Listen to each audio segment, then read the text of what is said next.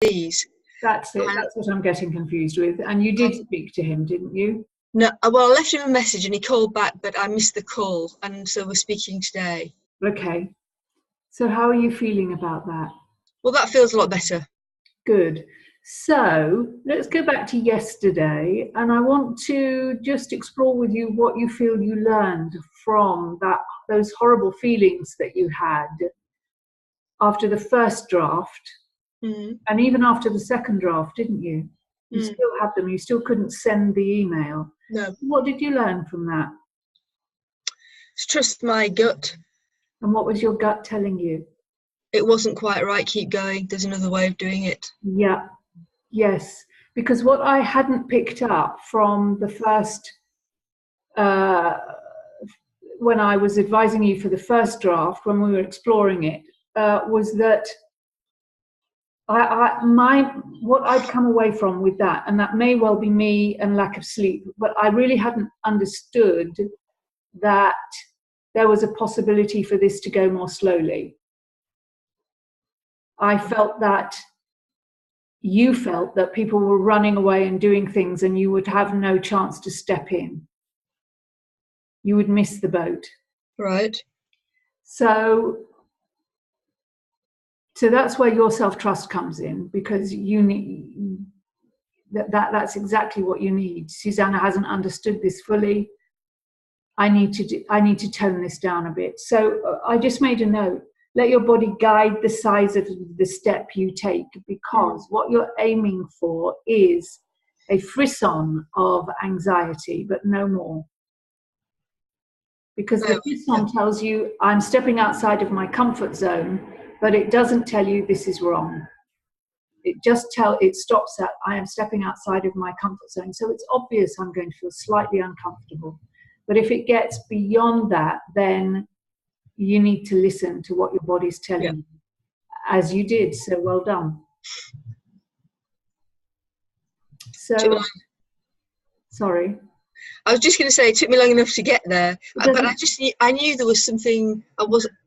It wasn't the content of the email. I think that's really good, and I still think I might use that, but I wasn't happy just to let it drop on people's desks, without any kind of softening. And I think I don't like telephone conversations particularly, and I don't like Skype, as you know. I prefer to talk to people. Yes. So even talking to Pete today on the phone, I think all that will do is set up a conversation maybe for more detail when we meet next week. Yes. And I suppose what I thought was that it was better to, if I had that conversation with him first, I've planted the seed in his mind and he knows that something's happening with me. Yes. But then I've got an opportunity to get it absolutely right with everybody.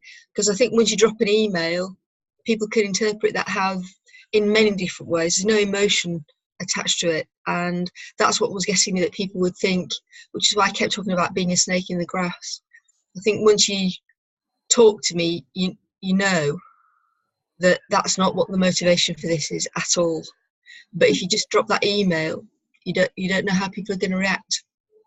Well, in a way, I agree with you, because communication, once it's left your lips, you have no control about how it's perceived at all. But that's true of an email just as much as it is of a spoken communication, unless someone is looking at body language, and often people aren't.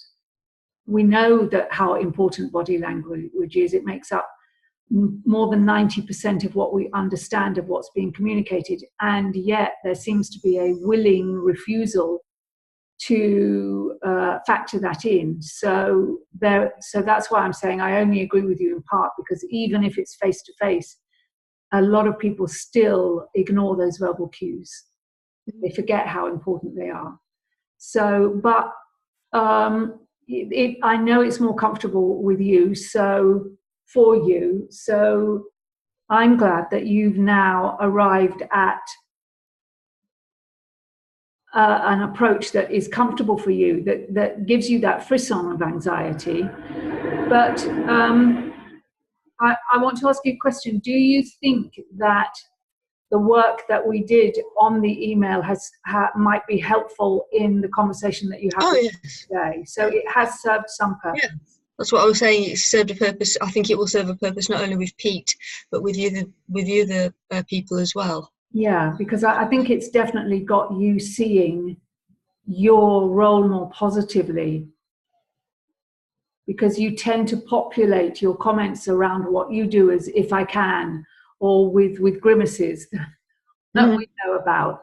So the more we work to remove those, the more your communication is coherent, because your body language follows your verbal language. Yeah. Good. Okay. So what do you want to look at today?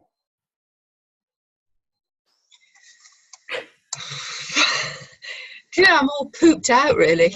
Are you? Yeah. Well, so why are you pooped out? Well, I think that the whole week has been, I've not made it. The whole thing about the roller coaster has been quite exhausting, really. Yeah.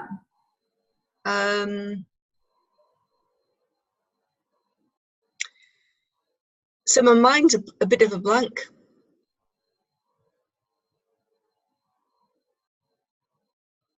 And this is going to seem a strange question, but when you think of this week's roller coaster and it being exhausting, how does that make you feel about having another week down the line of a roller coaster? Does it make you think, I don't want to go there again? Oh no, I know how to I've learned how to handle things a bit better, and I also, instead of being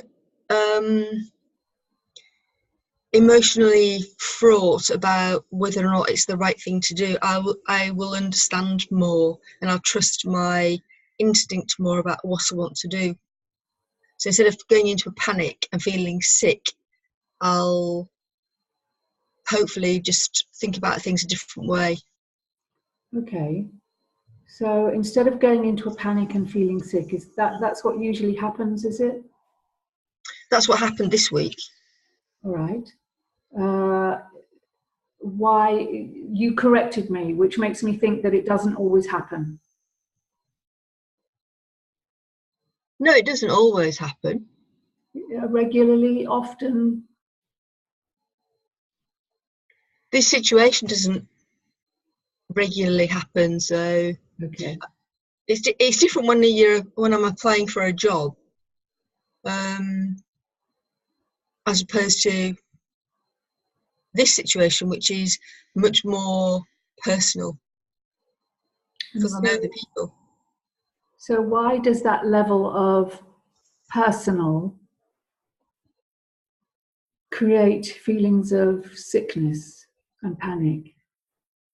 Because I wanted to do the right thing, and I know the people involved and they know me. Whereas when you're applying for a job and there's a certain anonymity that goes with that, I might want to question whether or not I've got the skills to do the job, but it's actually to people that I don't know. I'm putting myself to people I don't know, whereas this one, it's actually a very personal pitch. This is who I am, and they know me. So why now? In some people, knowing that you know people would make that pitch, yes, more personal, but actually more enjoyable. So why does it trigger this response with you? I want to do the right thing. What is the right thing for you? What was the right thing here?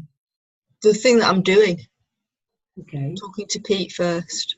Okay. So laying the ground, really. Yeah.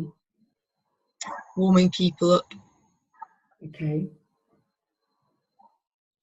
Why does this get you feeling sick? Because it's all tied in with it's all tied in with what I was saying to you before about I don't want to do anything that would cloud their opinion about me. So this whole thing about feeling like a snake in the grass, there's an element of when I'm applying for a job and it's anonymous, you know, I'm talking about things I've done, and I don't like to use the word I too much, but it doesn't matter in that situation because it is anonymous, and and I know I need to do that, as opposed to when I'm talking to fellow trustees who sort of know a little bit about what I do.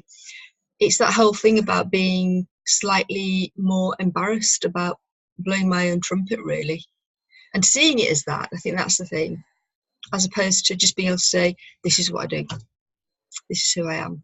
It's very interesting that you can separate the anonymous CV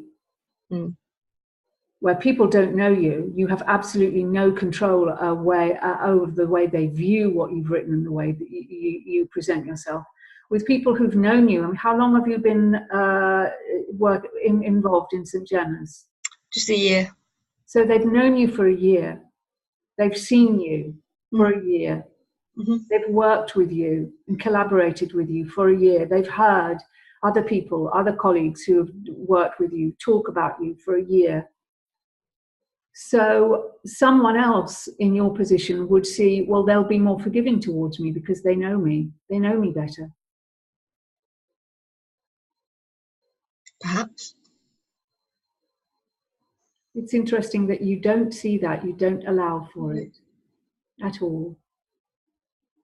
Knowing the personalities in St. Gemma's, is that a possibility that if you did something that wasn't right in your definition of the word, they might be more they might understand you more easily, they might not take it to heart, they might not criticize you because they know you? I have to close the door.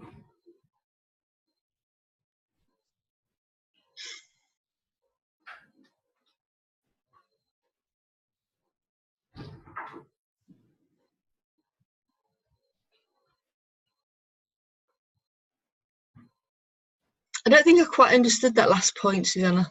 Okay, all right. Maybe because I didn't put it very well. See if I can help you. Let's go with, I found it very interesting that you see it being more difficult with people that you know. It's almost as though you have something to lose. Yeah, I think I do. What have you got to lose? Their respect. Okay, now I come to the badly phrased question, but don't you think because they know you, it will be harder for them, for you to lose their respect because they know you, they've known you for a year, they've seen what type of person you are?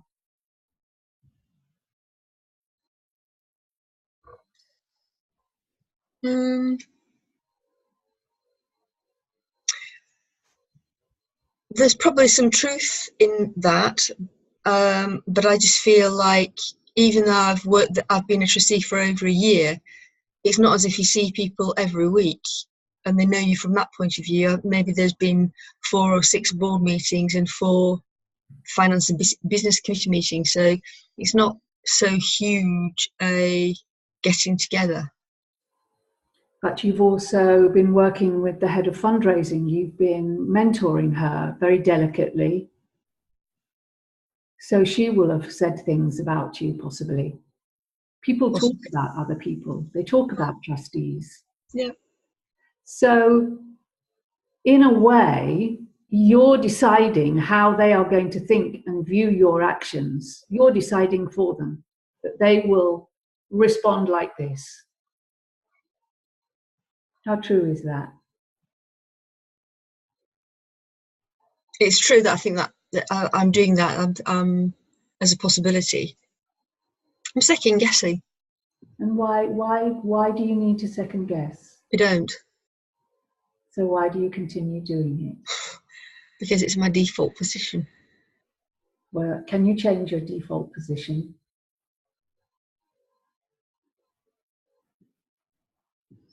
Yep. You don't sound sure. Do you want to change your default position? Yes.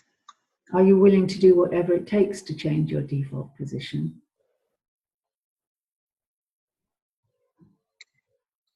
Yes, as long as it suits me. Oh, no. That's not how it works. Let's unwrap that. So long as it suits me. What does that mean for you? It means that when I was having the conversations with you and other people as well, Jonathan and Jane and a friend over here, there was something at the bottom of my stomach that stopped me from doing what intellectually I knew was an okay thing to do, because it just didn't sit well with me. And yeah, go on. So that's why I got myself into such a tiz, because intellectually one part of my brain was saying this is the right thing to do, it's an okay thing to do, you're clouding the issue, you're prejudging it from their point of view. But there was a big but at the end of the sentence, and I think I finally got to unravel the but a bit and realise that actually speaking to Pete first, asking him about, giving him a heads up, asking him how he wanted me to, or thought I should approach it, not saying I didn't think it was the right thing to do, but asking him for his guidance as chair, that I think will, if that allows me then to preface, to top my email saying, I've spoken to Pete and I'm sending this round to you all so that we can all have a conversation or something along those lines. It just feels it's better for me to do it that way, and I think it will have a better landing. So the question is now, what can we do to speed up your intellectual recognition that this is an okay thing to do, but recognizing and trusting your gut that says, but it doesn't feel right for me. There has to be another way. How can we speed up so that you don't leap down the rabbit hole and get stuck down there and panic and feel sick? Because what you've done is perfect for you, and it would actually be perfect for me. I would have done that. So I'm with you 100%. So it's not what you did that matters. It is, how can we get you to trust your gut enough, that sick feeling, not to go into a panic, but to ask, what are you telling me? Because that's what I ask my body if I do that. Okay, sweetie, what do you want me to know? What are you telling me? What am I missing here? Well, I think having had that experience, I would now have a shortcut. I would now recognise that that's what's happening and do something about it quicker. So what would you do? What could you do?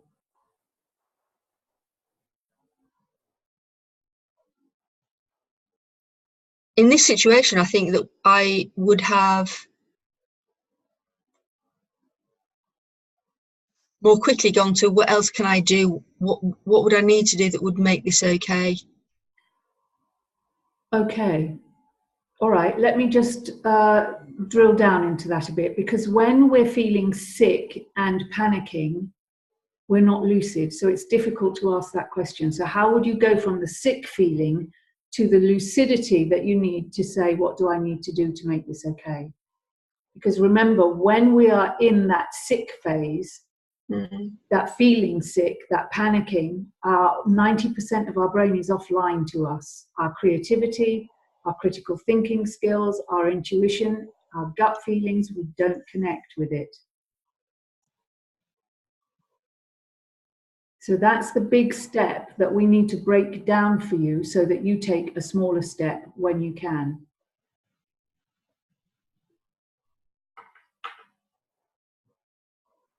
Well, I think just recognising that that's what's happening, I wouldn't sit there panicking. I'd go and have a cup of tea or go away from it and then come back later more refreshed. Good. I would know that there's something else that I can do. Yeah. I don't know what it is yet, but I know it's there. Good, because physical action is often the fastest way out of that stress response, okay? So making a cup of tea, cleaning your teeth, hanging the washing out, it doesn't matter. Jumping around or dancing to Stevie Wonder for 3 minutes, it doesn't matter. But physical action is often the very best way to do it. Sometimes we can just take a deep breath and we can do deep breathing for a minute. Right. If we can't move, if we're on a train, say, and we found ourselves feeling really sick and panicky, deep breathing, no one will watch us doing it. No one can see us doing it. But we know we're doing it, and it can be enough. So favor the physical. Mm-hmm. Okay. I did physical for years before I got to the stage where I could just bypass that and go, okay, sweetie, what's going on here? Mm. Okay. And when I do it, I always hold myself. I put my hand on my heart. Hang on a minute. I'll do this. I'll put my hand on my heart and rub it because it's physical. Mm. I'll rub my arm because it's physical. Mm-hmm. And it helps release serotonin because this is what we do when we bond with babies. We hug them. Mm-hmm. We put our hand on their hearts so that they can feel us and we can feel them. We can feel heartbeats. So all of that stuff really, really helps. Okay. Mm-hmm. So remember, it's all about the size of the steps. If you're taking a step that's you got to put your screen down. Sorry. Just your glasses. Now you know how I feel when you come on. So you get this level of my screen is at a 45-degree angle towards me, so it's not something that feels natural. It's let's push this back a bit. So okay, all right. Well, anyway, so it's always the size of the step that counts. And if you're feeling uncomfortable with the step you've taken is too big, so rein the step in, make it smaller. Okay, start with a small action. Start with a deep breath, if that's all that's available to you. Remember that your brain isn't lucid.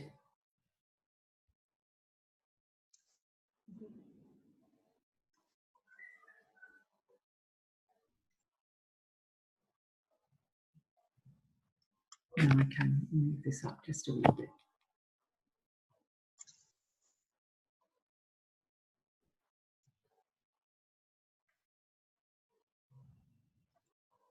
Okay. Right. So, is there anything that you want to look at in more detail before we move on? Maybe your phone chat with Pete today?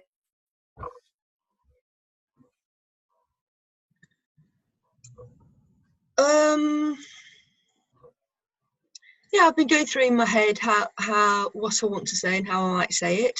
Mm-hmm. And I think you can practice these things in your head, can't you? But it depends on how somebody responds to what you say. Absolutely. But I do know that the messages I want him to hear, I want to understand first of all if there was a conversation at corporate governance after our FAB meeting, so he's aware of the conversation about income generation. Yeah. And then I want him to hear that, I have skills and expertise that I could offer, and that's what I've been working on. And that the organisation hasn't tapped into yet. Yeah. You've a whole wealth of experience that they know nothing about and could be using, Mm-hmm. which would make things very much more interesting for you as well, wouldn't it? And satisfying. Why? Well, more interesting because you're doing the work that you love doing. So and more satisfying because you're making a greater contribution. I know that you've been mentoring very delicately, as I've said, the head of fundraising, but that can't have been that satisfying at times. No, it wasn't. It hasn't been. And if you believe, like I do, that we are born to make a difference with the skills and life experiences that we have, especially through those skills and life experiences, because they make us unique, then your skills and life experiences are about making change, a sustainable, powerful change. through retailing or through income generation. So you're making your greatest contribution to the organization, which has to be more challenging, yes, but also more satisfying. Okay. Because you're bringing more of you to the work that you love. You're also, by doing it, increasing your chances of becoming known in the sector for the work that you love, for making your greatest contribution. Because you're quite right when you say that you've been used in a very, very narrow way. People don't know anything about most of what you can do. You can bring the organisation.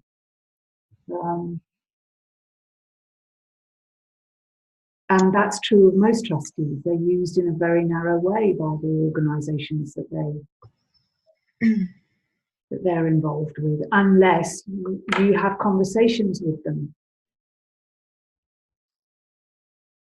You know, we have to develop our trustees as head of fundraising or head of income generation.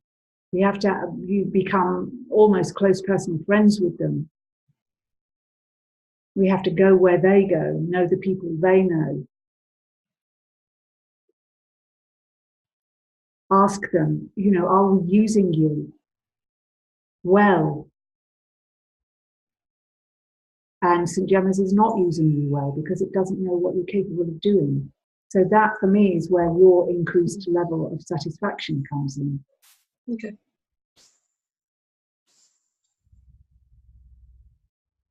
mean, you were on fire when you said there's an exciting potential opportunity.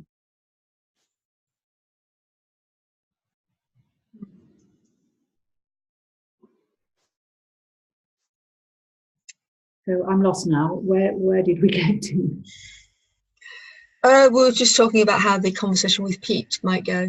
Okay. And you said that you wanted to hear about whether they'd had the income generation meeting after the FAB meeting to know where he was with everything. Whether or not he'd been briefed at the corporate governance meeting, which happened. Yeah. So, how is your relationship with Pete? Good. How do you, if you had 5 words to describe him, what would you use? To describe Pete? Yeah.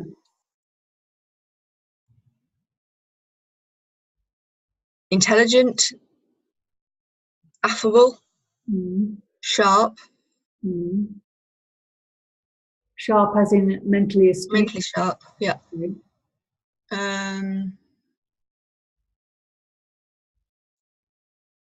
Laid back. Okay. That's 4. I can't think of the 5th. Okay, that's good. So that's a nice mix, isn't it? Mentally sharp but laid back. So he should be a good evaluator. Yes. Good. Affable, he'll be a team worker. So he's good at managing people. Is he good at bringing out the best in them? I think so. So he wants the team to be happy. So knowing that about him, even if he's not good at bringing out the best in them, he wants the team to be happy as a team worker. Yeah. In the Belbin system, you want everyone in that you go.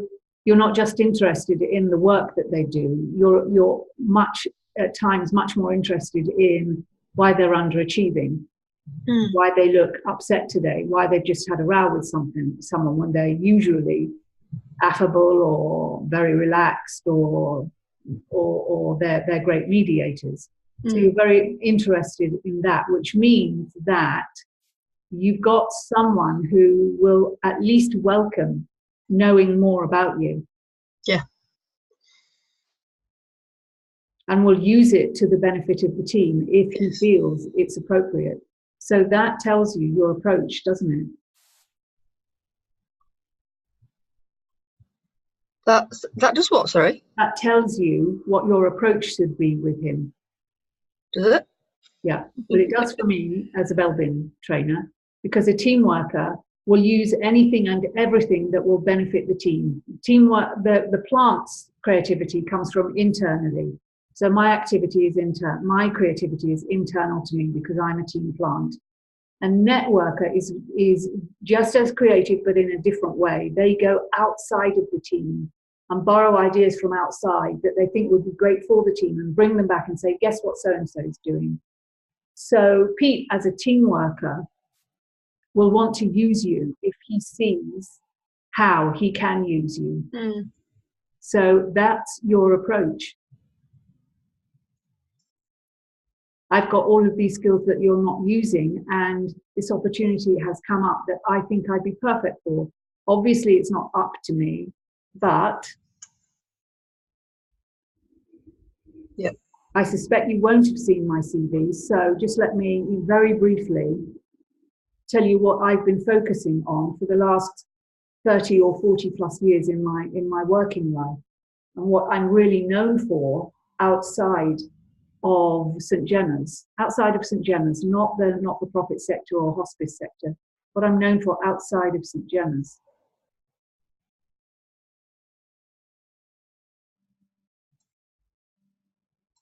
And this is I'm telling you because I think that I can make a much bigger contribution to St. Jenna's by helping you with this suggestion that's been made that I find really exciting and absolutely timely.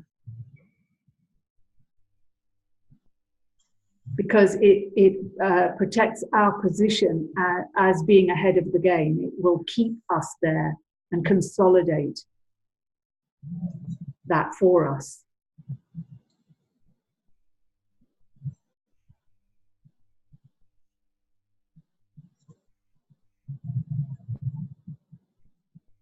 So again, I repeat, this would be my approach to him, knowing that he's a team worker. Mm-hmm. And that he's an evaluator, because it means that he won't rush to thinking, oh, Hillary's the greatest thing since sliced bread. He will take his time to evaluate it, so that if he does put you forward, you will know that he's thought about it and he genuinely believes that it will be a real plus for St. Jenna's to have you doing the work or being involved in some part of it. So you make an ally of him. Mm-hmm.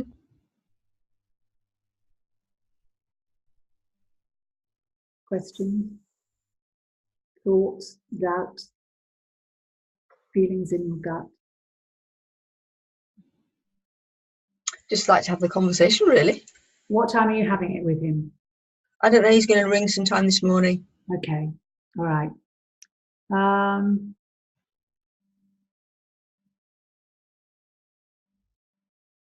All right. I didn't go read back to see if there's anything else I wanted to bring up with you this morning, because I thought we'd have enough to work through.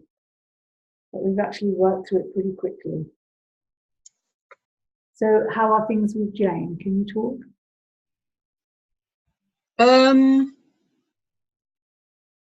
Mijuli? I haven't done anything about Mijuli yet. Okay, well, you've had a roller coaster week, so it's no surprise. And with Jane? Same as she was last week, really. We've had one conversation about maybe going to the doctors, but she hasn't done anything about it. So, how did you leave that conversation? Do you remember? What do you think about going to the doctors and having a chat if you're not feeling well? That's too open-ended for her. We've spoken about this before, but I know it takes quite a few times for us to hear before it sinks in fully. You can't tell a depressed person. You can't. If you want a depressed person to take action, you've got to make it as easy as them to take action, as easy as possible for them to take action. Leaving it up to them makes it as easy as possible for them not to do anything. Okay, so it has to be a mindset shift in you. Speak to Julie about it. She may give you tips. Right. Okay. And it may be that the first thing you do is say, well, just why don't you call and make an appointment? Do you need the telephone number? You know the times when you can call. Maybe you can speak to her directly. Will you have to speak to the receptionist? Yeah. So again, it's doing exactly the same with her as I'm doing with you. But it's you that's trusting your gut here again for her. Because the smallest things overwhelm her. So you have to make them really tiny. Something that you wouldn't even consider will be a big thing for her.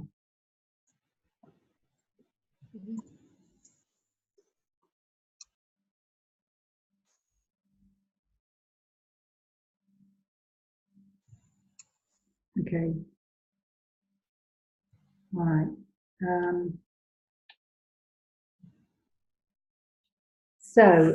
Any job applications that come up this week?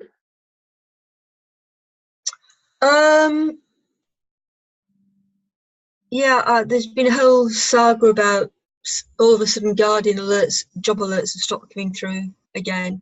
And apparently when I took it with the Guardian before, it was to do with BT, and I thought it was a GDPR thing. So BT reckon to be calling, so I complained again yesterday because I've realised that it's not coming through. So I'm having a conversation about that this morning, but I went on the Guardian Jobs website and lo and behold, there were 3 things that were on that site. So I've printed them off and I've got those to do. GDPR is creating problems, isn't it? Absolutely. It's creating problems with me. I've lost names from my mailing list and I don't know where they've gone to at all. Yeah, oh, that's not much fun. So, and what were the 3 jobs like? Were they of any interest to you? Yeah, they are. They're hospice jobs. There's a CVS job based in York. So they're all things that I will apply for. And how much time have you got to apply for them? Probably 2 weeks. Okay, all right. They were only just posted. Okay, good. I realised yesterday that I hadn't had a Guardian alert. I thought it was probably just for a day, but maybe I've missed two or 3 days and just not noticed, but not long. Okay, so you can maybe start. Is there one that is particularly appealing?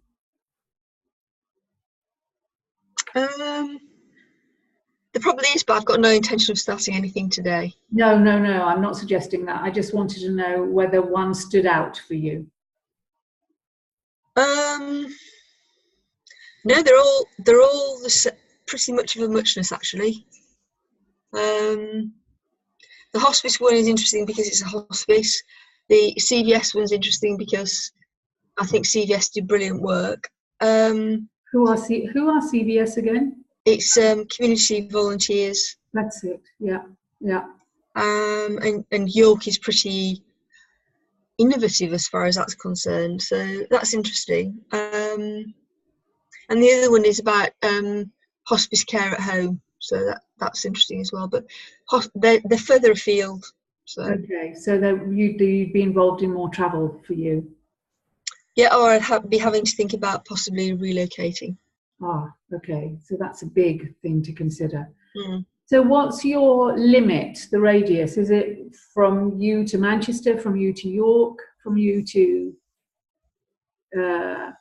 If it's an interim thing, it would be anything within an hour's drive so a radius of an hour's drive. So it would take me to the top of, take me as far as Newcastle really. It's so that would include York then, wouldn't it? But not Manchester? Yeah. Well, it would. Depends on the run to Manchester and how good or bad that is. But if it's interim, I wouldn't count anything out that's northern really. Okay. All right. Because you can do it for a beginning, a middle, and end. That it's not forever. Yeah. Whereas these jobs are permanent jobs, and I'd have to seriously think. I mean, the York one I could do. I've done it before, but the other one's based in Middlesbrough and Darlington, and that's quite a hike. So Darlington always seems to me as not to be the nicest of places. It seems industrial, but I don't think I've ever been to Darlington. Well, Darlington and Middlesbrough are similar actually. Yes, they're both industrial, but they're quite handsome. Okay.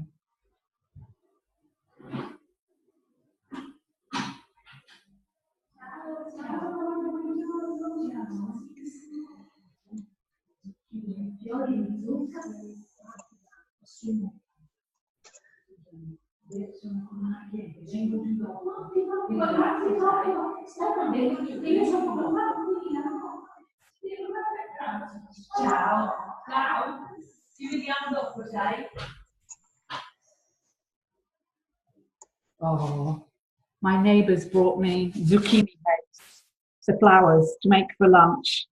Oh, Wow, look how fresh they are. They've come from the mountains. Can you see them? now I can, yeah. Oh, very nice, yeah. Beautiful, how sweet. Oh, and zucchini. Wow.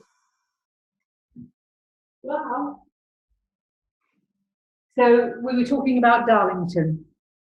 So Darlington and Middlesbrough are pretty much the same. They are industrial places, but they were built in Victorian times, so there's some quite handsome buildings as well. So it's a mixture. Okay. I find some of that architecture very depressing, actually. Right. Intellectually, I can appreciate it. I remember feeling really weird when the first time I went to Liverpool for my interview to get into university. Because after Sussex, it was black and it was all full of traffic and it was raining, and the women were on the bus with curlers in their hair and a scarf around it, and they were all really friendly and really happy to help me because I didn't know which bus stop to get off. But aesthetically, it was, oh my God, I'm on a different planet here. It feels really different. So it was a big shock to my body. And I always get that slightly in northern cities. Not in the places like the lakes or the Peak District or anything like that, but in the cities, I get that. Because I find often Victorian architecture imposing and slightly makes me feel small and insignificant. Right. But anyway, so there are things to look forward to next week. What are you doing this weekend? Any plans? No plans. No. Long walk on the beach? Oh yeah, a long walk. That's always on the cards. And how is Bodhi? How are his fleas? I think fingers crossed he's clear of fleas. I just had to give him a brush today and a comb to make sure. But the vet said it would take about a week before this tablet killed everything. So. Okay. And it's been about a week now because we talked about it last week, didn't we? Yeah. Yeah. So okay, so that's good. And the little female, have you had? Well, I think Brenda thinks that she's coming back here tomorrow. So, but I haven't said bring her back. So how do you feel about it?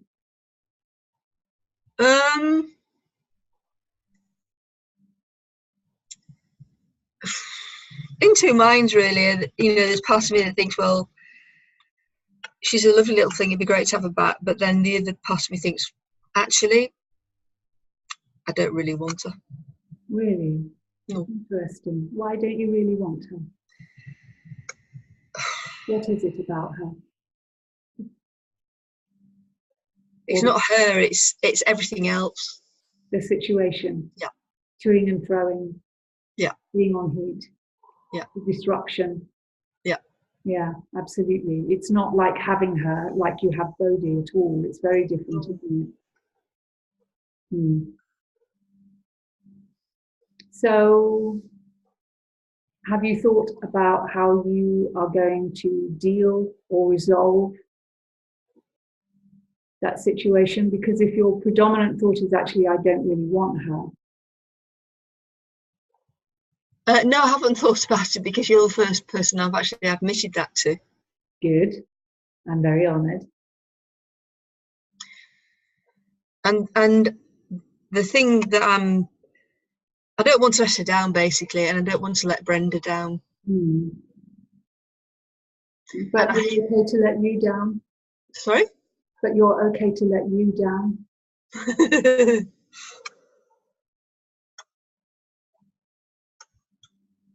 Well, unfortunately, yes, probably. Well, that's going to stop. Yeah. How long can you keep this up for? before it really becomes difficult to handle? What? The situation with God, I've got a block on her name. Becky. Becky, yes. I keep wanting to call her Betty because of Betty's tea shop, and I know it's not Betty, but I know it's similar. But that's if she became a permanent fixture, that's what her name would be changed to. Yes. Good. Because I think Becky is just a weird name for a dog. It's not a dog's name, is it? No, and her brother is called Ricky, and that's even worse. Oh my goodness.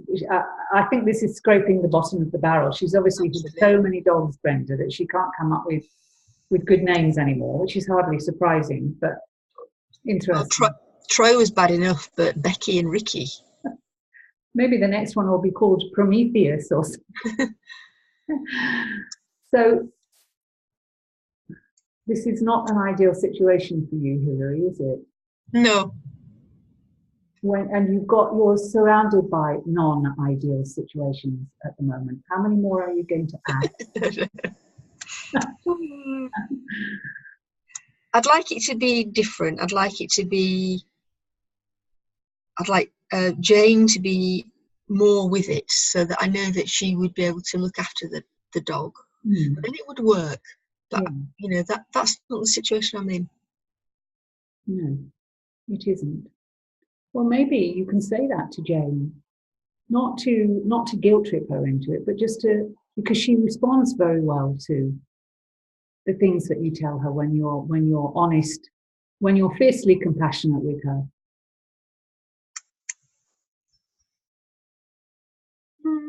But perhaps who do you think you need a conversation most with, Jane or Brenda?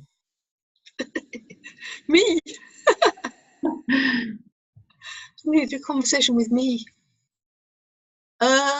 What sort of if you had a conversation with you, what sort of conversation would it be, do you think?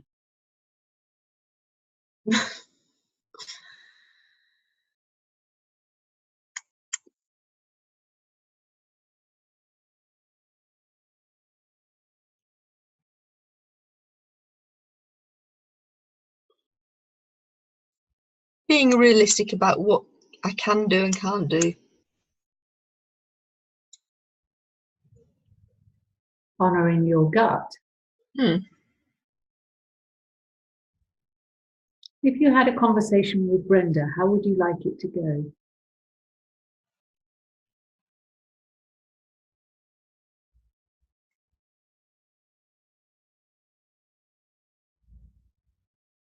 Pretend I'm Brenda. What would you say to me? Hello, I'm so grateful that you can have Becky again. Here she is. Bye. I don't know. Hi, Hilary. It's been a great week. She's all sorted now. She's so you don't have to worry with her and Bodhi.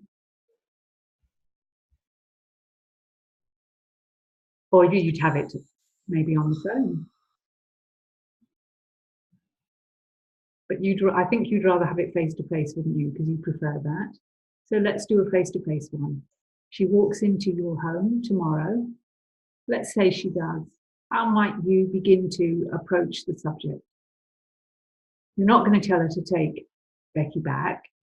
That wouldn't be you, and it wouldn't be fair to anyone.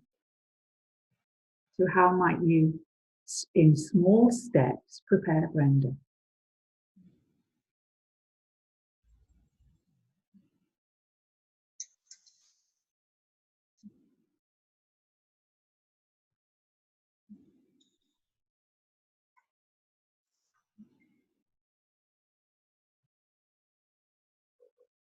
Take a deep breath. And just throw something out. We're playing here. This is not serious. We are playing. Well, I agreed with her last time when I couldn't make a decision about whether or not to keep Becky or not, to keep her for a little bit longer, for another week, and see how things went. And then that's when she started to come into season, which threw everything out of the window. So if that were to happen, that Brenda walked in with Becky, that would be the beginning of the conversation, that this is just, it's an extension of the trial that I had before. It's just I'll just keep her for a week, see how it goes.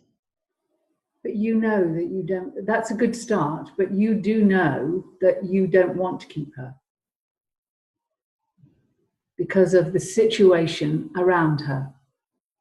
So how would you feel about saying something about that to her?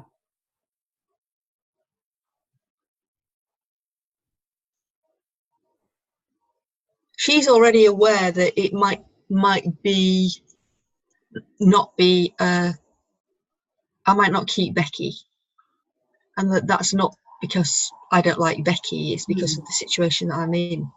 You might not keep her, but now you're saying that I don't want to keep her. So you've gone on beyond might not. You are now decided. Before you were undecided, now you've decided.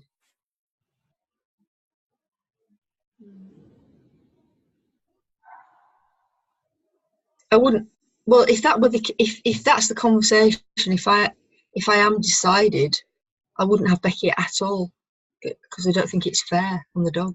So are you telling me now that you aren't decided? Because I keep going backwards and forwards. Okay, all right, okay. Do you think you keep going backwards and forwards because when you're with her, you will love her because she's adorable, and when she's gone, she is adorable. She's lovely. And she perked Bodhi up.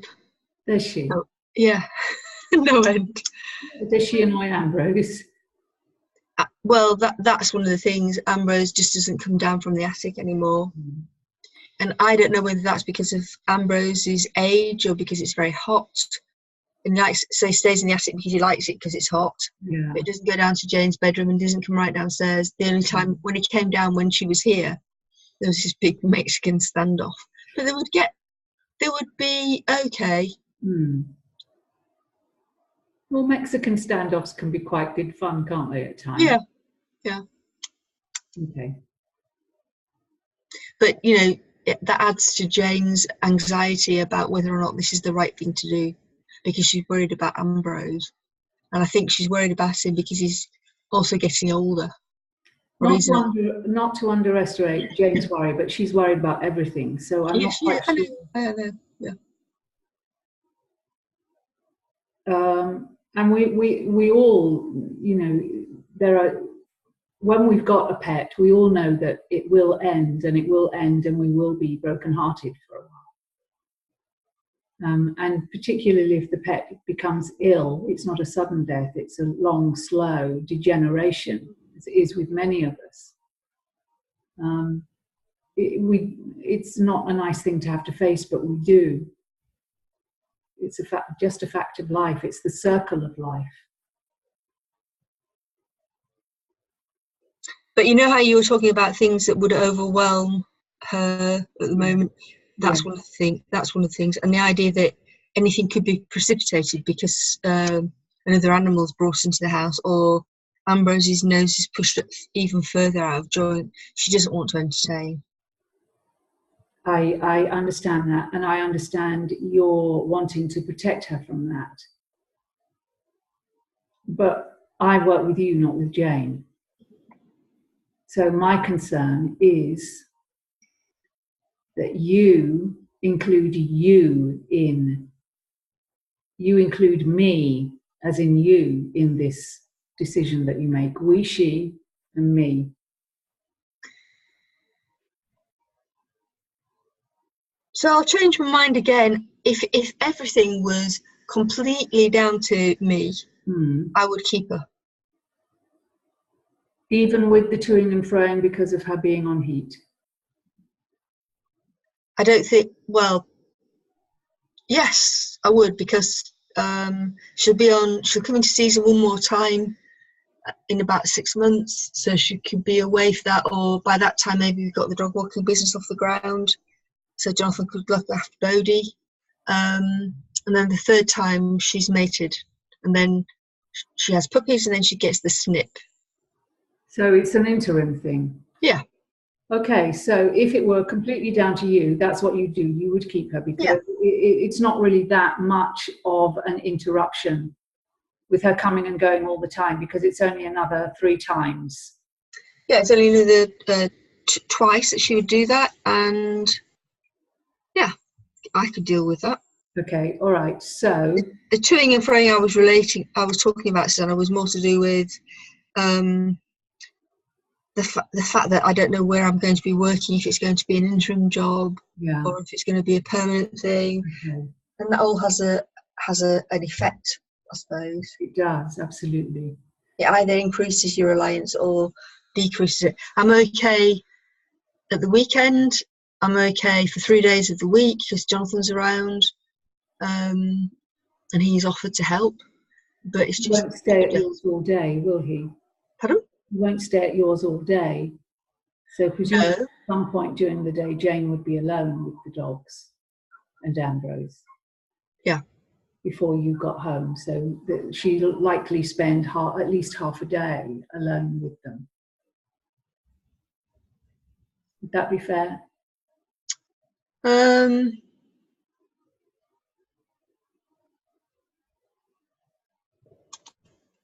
Should spend some time with them. I don't know. I'd have to have a conversation with Jonathan, because it might be, he takes the dogs back to his house. Okay, all right. Back here later. All right, fine.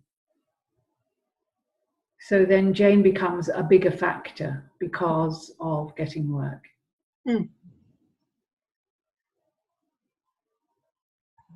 So given that, then, how do you want to play it with Betty if she arrives tomorrow? Presumably she'll phone you today to confirm. Well, I bloody hope so.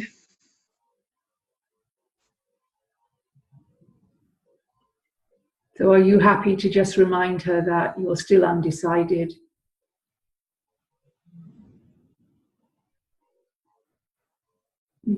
You can change your mind again, but I'm just trying to get an idea of where you are now. Because we're really just sort of throwing ideas around at the moment.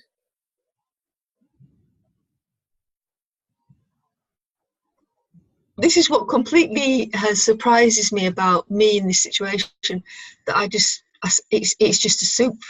Yes. And I'm not like this. No. If you were a 5-year-old, if we were 2 5-year-olds playing, 5-year-olds get pretty bossy, little girls get pretty bossy, don't they? So I'm Brenda, and I come in with your dog, and I'm all, what do you call it in English, perky, and, happy to see you, and Becky's coming in, and she's sniffing, and Bodie's, and they're barking, and Ambrose is scattered or scooted off upstairs. What would you say to me? Do you want a cup of tea? Good, let's start with a cup of tea. Do you want a cup of tea? All right, yeah, okay. 2 sugars, please. No, yeah. Have you got any of Betty's buns? No. Good, I'm staying here for tea then, I'm off. Oh, dear. I'd probably say something like, thanks for bringing her over. I'm going to keep, I'm keeping her for a while just to see how it goes. So I haven't made my mind up yet. Do you think you want to tell her about, that you might, the difficulty is the work, that, the work situation, that you will eventually have to go back into work? Or the chances are highly probable that you'll go back into work, and then it creates another layer of problems for you. And you don't want Becky to be stuck in the middle of that. You don't want the animal to be disrupted any more than you want a human to be disrupted. So it's a difficult decision for you to make. Yeah. You don't have to say yes or no to her, but maybe if you share your thinking with her, she'll understand more. So that when you do actually make a decision, if it's a no, it will be easier for Brenda to, I'm calling her Becky now, Yeah. Yeah. It will be easier for Brenda to understand. It won't be so much of a surprise because you've already said, look, you know, Mm-hmm. if it were just me, I would say yes, because, you know, three disruptions until she has her first litter, no problem, I can handle that. But I'm not the only one who lives in the house, and I have to, and plus the fact I may well be going back to work. Yep. You've gone very serious, so I'm wondering how that makes you feel.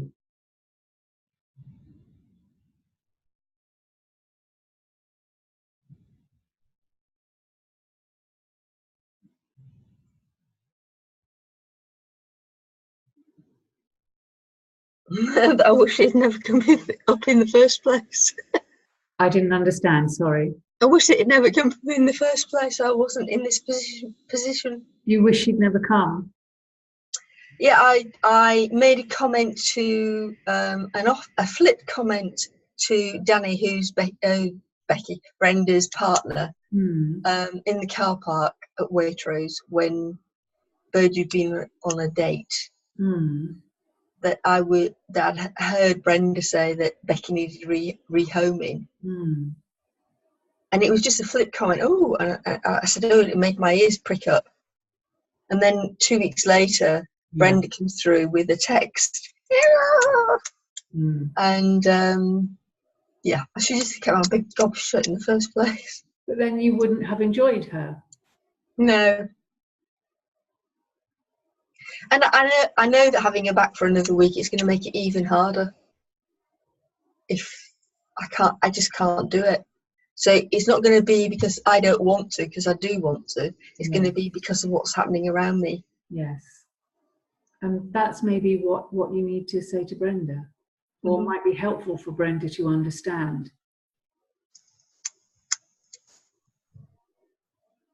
That's why I'm reluctant to say that she should come back at all. Because I know me. I mean, I was in tears when I had to give her back last time. Oh dear. Because she's a complete cutie. She's a complete rascal. So you adore her. You're completely in love with her. Not like I'm in love with Bodie. Yeah, but he's supportive. So how would you feel if you phoned her today? How would you feel about the prospect of phoning her today and saying, look, I'm a coward, I wouldn't do it. Sorry? I'm a coward, I won't call her. Anyway, she's out today. They're at a dog show. Okay, all right. So you're a coward, you won't do it. No. So what would be worse, having her back and then crying again when you have to give her back? When she has to go back? And that sense of loss because you've become even more bonded, or just not doing it or telling her? What would be worse? The worst thing would be having her back and then having to give her back. I know that. Well, So I need to have a conversation with her. You don't need to have a definitive one. You can take it in steps. You can say what you've been telling me here. I'm totally in love with her. I think she's gorgeous. If it were just me, I would have her in a heartbeat, but it isn't just me. And so when she comes back to you the next time, I think it would be best if she came back to you for good. Because I don't think it's fair to her. Say what you want to say. Yeah. Or this is what I'm thinking. You could take it in a smaller step. This is what I'm thinking. That the next time she comes back to you, she should come back to you for good. You don't have to say, I have decided. You can just say, this is what I'm thinking. I don't want to mess you around, but it's not just down to me. There are other factors that I have to consider. And I have to consider what would be best for everyone, including Becky and Bodie and you. Yeah, but in that case, I wouldn't want us to come in the first place. I know you wouldn't, but if you can't have that conversation with her, what conversation can you have? Well, She won't just turn up with Becky tomorrow. Okay. No way. And how would you feel about telling her at the last minute? Supposing she had planned to come tomorrow. Well, we'll just have a conversation. We'd have to have a conversation. You keep saying we would have to, and I'm asking you, how would you feel? Because your gut is a very good indicator, and I want to hear what your gut thinks, how it's reacting. If she's planned in her head that Becky is going to come for another week tomorrow, then I would have a conversation with her, and I'd tell her how I'm feeling, that it's probably likely that when she comes back the next time it's for good, because it's not just down to me. If Brenda has got it into her head that Becky's coming here again for a week, I probably would have her for a week, but let her know that it's probably likely that she will go back for good the next time, because it's not just down to me. And if Brenda doesn't bring her tomorrow, hasn't got it into her head, what's the conversation that you might have then? I would have a conversation with her which goes along the lines of, if it were just down to me, I'd have her in a heartbeat, but it's not. And I think it's probably fairer on Becky and me that if she doesn't come back. Okay. And how is your gut feeling when you're saying these words? Very sad. Sad is okay. Sad is perfectly okay for you, because you are sad with it.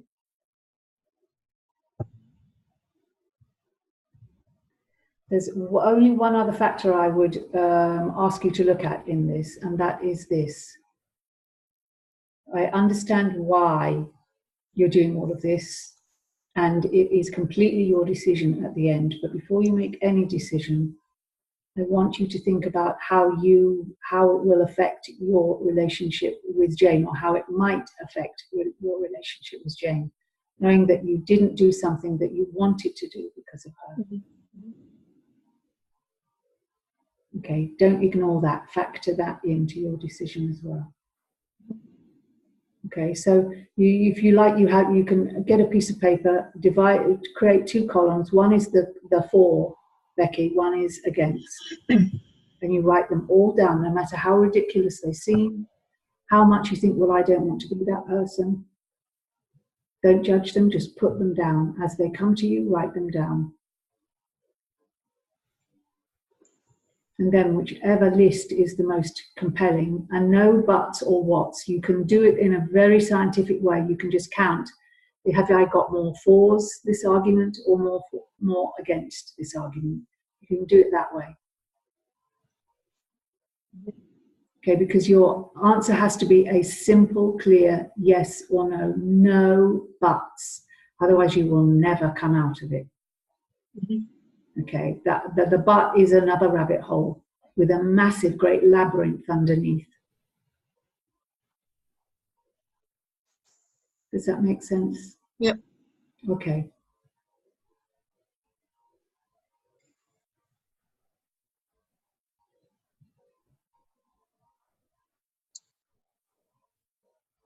So, I'm going to tell you what happened with David. Did I send you his? Yes. And what did you think of it?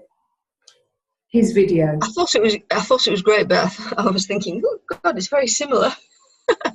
Well, it's not so similar, but it's more similar now because I've rewritten mine, because he gave me a template to follow, actually, which was really helpful. I'll just give it to you quickly, just so that you don't leave the session on a, okay, this is what he said.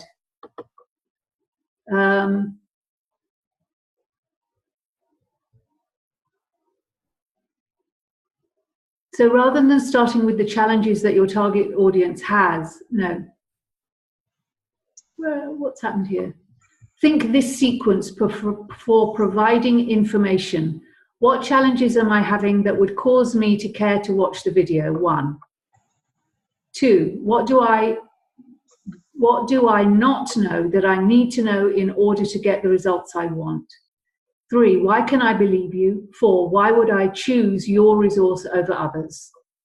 Which is a different take on what the experts teach you. And I realized that that was why his video and the text was so powerful. So actually I rewrote my video script. Do you want to hear it? Yeah. So there's a quote from Marianne Williamson, who said, "Who are you to be brilliant, talented, and fabulous? Actually, who are you not to be?" So I start with that quote, then I go, "I'm Susanna Axisa, the mindset mentor. If you're ready to stop playing small, I support you to get comfortable playing big, so your inner hero can help you to serve the world in the way you long to. That's why I work with NGOs, coaches, counselors and therapists, and socially responsible entrepreneurs and their teams. How? My bounce back tools support you to stop seeing your life through the lens of your limitations and start seeing it through the lens of your inner hero, so you make the contribution you were born to make. Becoming more of our own best friend lets our inner hero make more of our decisions, so we're more resilient, effective, creative and productive. We value and trust ourselves, choose supporting habits, actions and thoughts, and have unshakable integrity, firm boundaries and healthily expressed anger. And that's exactly what you want to be, isn't it? Why should you believe me? Because I've developed my bounce back tools over 40 years of research with my inner saboteurs, then those of my friends, loved ones and colleagues. And I've been sharing them with clients around the world since 2003, and they work with everyone. Talk to me. My bounce back tools are the hero's blueprint that helps you make the powerful, sustainable difference you yearn for. Book a free exploration session with me to see how they can help you too. So it's more, I mean, I use archetypes in what do you call it, in my work. I use a lot of them. So I thought, okay, I'm going to go with this. I'm going to go with what I really want to do, which is use the language of archetypes. So I've used the hero. No, it's interesting because one of the things I was just thinking as you were reading it out was the simplicity of building a healthy relationship with yourself. Yeah. In the first one, I liked that because that meant something to me immediately. Yes. I can understand it. Do you understand becoming more of your own best friend? Yes. Okay, but you like I thought long and hard about letting go of building a healthy relationship with yourself. It was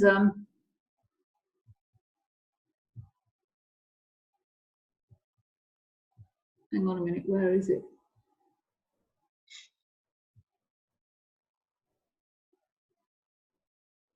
My passion is developing the tools that get you building the healthy relationship with yourself that sees you thrive in high pressure environments. Yeah. Mm-hmm. So I can use the healthy relationship with yourself. I can replace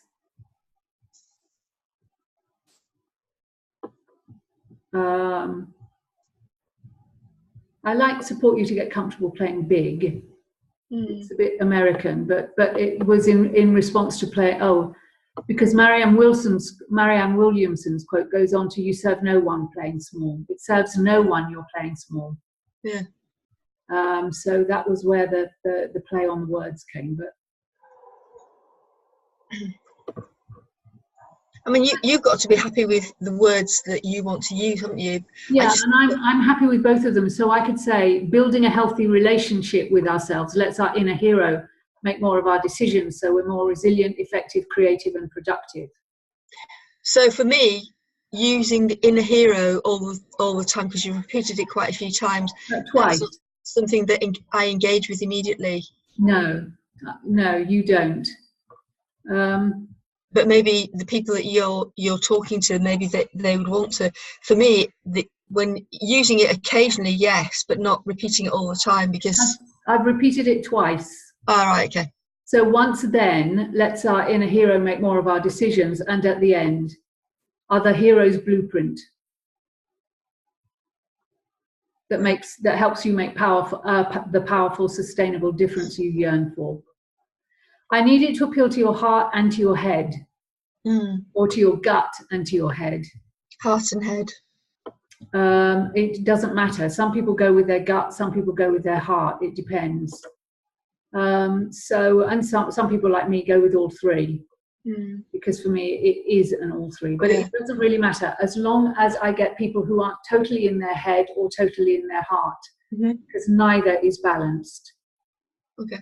So hero can stand out. I want it to stand out, but I don't want it to create, ooh, I don't want that. That's not me. But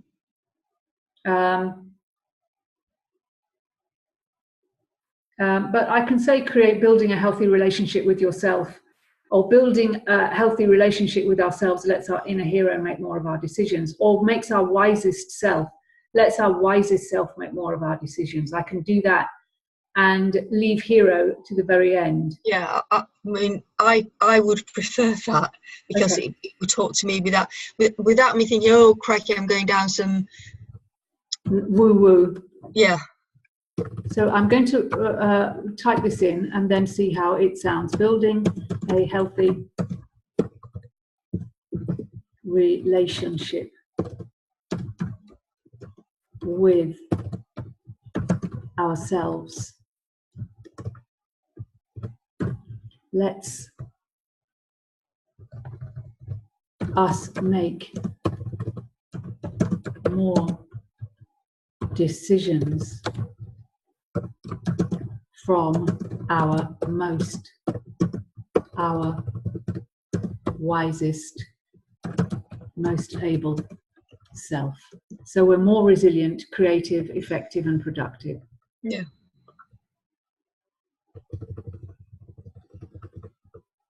Okay. So building a healthy, so I'll read it again, okay? Yep. Who are you to be brilliant, talented, and fabulous? Actually, who are you not to be? It serves no one. You're playing small.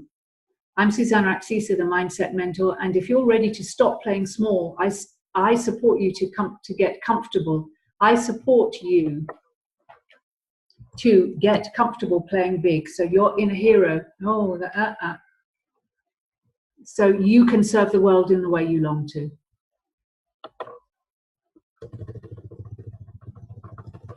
Hang on. So there were 3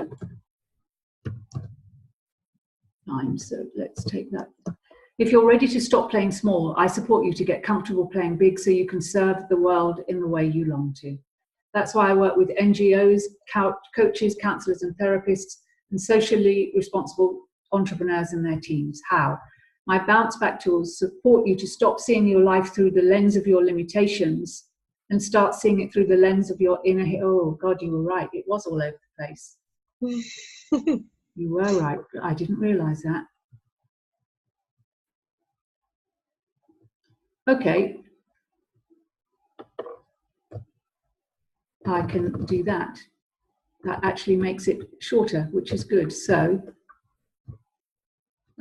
my bounce back tools support you to stop seeing your life through the lens of your limitations so you can make the contribution you were born to make. Building a healthy relationship with ourselves lets us make more decisions from our wisest, most able self. So we're more resilient, effective, creative, and productive. We value and trust ourselves, choose supporting habits, actions, and thoughts, and have unshakable integrity, firm boundaries, and healthily expressed angers. And that's exactly what you want to be, isn't it? Why should you believe me? Because I've developed my bounce back tools over 40 years of research with my own inner saboteurs, and those of my friends, loved ones, and colleagues. And I've been sharing them with clients around the world since 2003, and they work with everyone. Talk to me. My bounce back tools are the hero's blueprint that helps you make the powerful, sustainable difference you yearn for. Book a free exploration session with me to see how they can help you too. Good. Nothing stood out or jarred? No, well, the whole thing stood out, but the thing that jarred was the overuse of hero. But you've addressed that, so I hope so. I've now only got it once. Let me just double check that, because I was convinced I only had it in twice. Yeah, wisest, most able self. I've taken out that whole sentence because it's shorter and it reads better. I've got it in once, and that's right at the very end. So I've built you up to the hero's blueprint. It's not. So hopefully then it won't jar. Yeah. Okay. Yay. Thank you for that. I haven't actually been, I have been on LinkedIn today, but I haven't seen if you've had a chance to drop the... I haven't done it, no. Okay, all right. So what I wanted to say was, when you get round to it, if you can't work out what to do, I've never done it for anyone else, so I don't know what to do. I've done it in other places, but not on their LinkedIn. So just let me know if you can't work out how to do it, and I'll see if I can work it out and tell you. Okay. I just thought when you said that, I thought, oh, I wonder if you can actually do that, because usually I have to have a password to get on to do anything on anybody's LinkedIn profile. People do it very regularly. I can ask Giuseppe, but I am so knowing that people do it very regularly. Oh, I've usually been asked. Yeah. So it may be that you have to be asked to do it. So I will ask you to do it and see what happens. Okay. All right. I'll ask you to do it. I don't know how to do that, but I'll ask you to do it. Okay. Make a note of that. So enjoy the rest of the day. Have a good conversation with Pete. And if you feel up for it, let me know how it goes. Okay. All right. All right then. See you later. See you next Friday. And good luck with Brenda tomorrow. Thank you. Bye. Bye. Oh.